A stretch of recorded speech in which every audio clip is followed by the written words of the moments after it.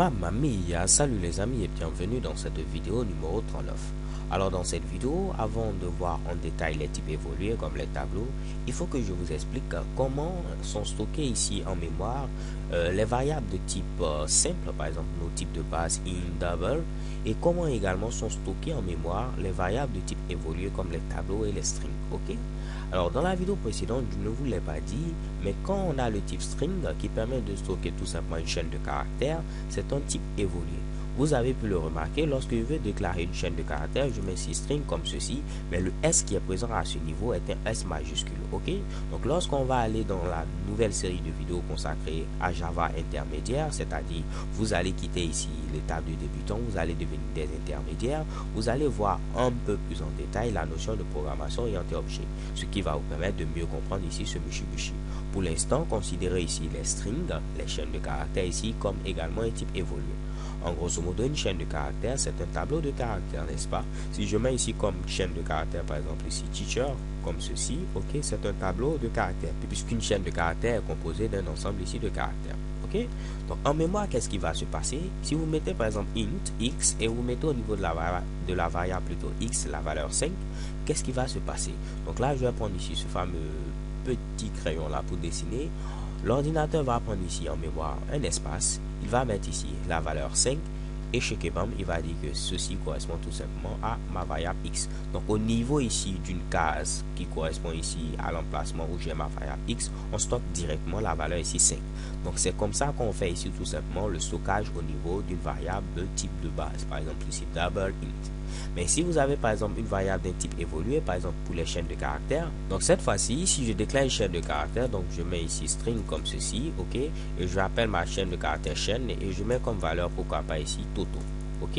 Donc je vais essayer d'agrandir ce mushibushi pour que vous puissiez mieux voir, parce que voilà que c'est un peu trop petit là, ok. Donc j'ai ce mushibushi là, j'ai déclaré une chaîne de caractères et j'ai mis ici comme valeur Toto. Alors, cela va être stocké différemment en mémoire. On ne va pas mettre ici directement Toto comme ça au niveau de la mémoire. Non, cela ne se passe pas comme ça.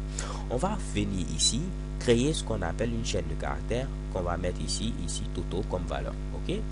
Donc, une fois que j'ai ici Toto, au niveau de ma chaîne de caractères ici string, on va mettre également ici un élément pour dire que ce qui est présent à ce niveau correspond tout simplement à ce que j'aurai au niveau de ma chaîne de caractères chaîne. Ok? Donc, je mets ici chaîne comme ceci.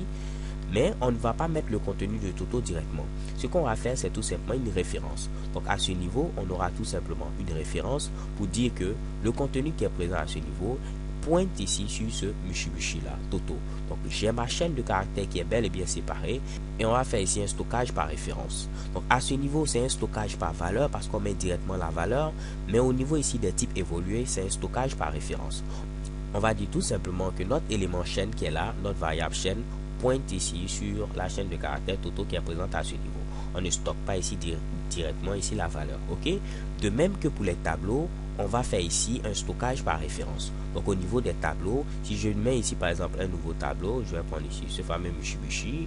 Donc de même, si j'ai un tableau, je mets ici int, j'ouvre mes fameux crochets comme ceci, ok. Donc j'ai ouvert mes crochets, même si vous ne les voyez pas comme ceci, ok. Et ensuite, je vais donner un nom à mon tableau, par exemple ici tab, et je vais l'initialiser en mettant par exemple 15, je mets ici 25, et je ferme ici ce mushibushi. Ce qui va se passer, c'est un stockage tout simplement ici par référence.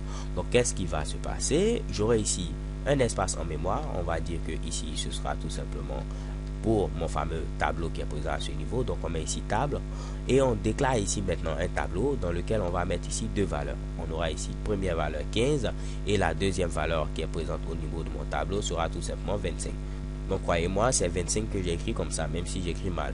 Et ensuite, on va faire une référence à ce niveau pour dire que notre élément ici de type tableau, donc ici table, va pointer sur ce tableau que nous avons créé à ce niveau. Donc on ne stocke pas directement la valeur, on fait tout simplement ici un stockage par référence. Alors les gars, tout ce qu'il faut retenir, ne vous embrouillez pas. Lorsqu'on a des types de base, comme par exemple int, double, char, on fait un stockage par valeur. Mais lorsqu'on a des types évolués, par exemple des chaînes de caractères, des tableaux, on fait ici cette fois-ci un stockage par référence. On ne stocke pas directement la valeur, on fait une référence. Alors les gars, c'est tout pour cette vidéo. So thank you guys for watching. Don't forget to subscribe and have a nice day. XOXO.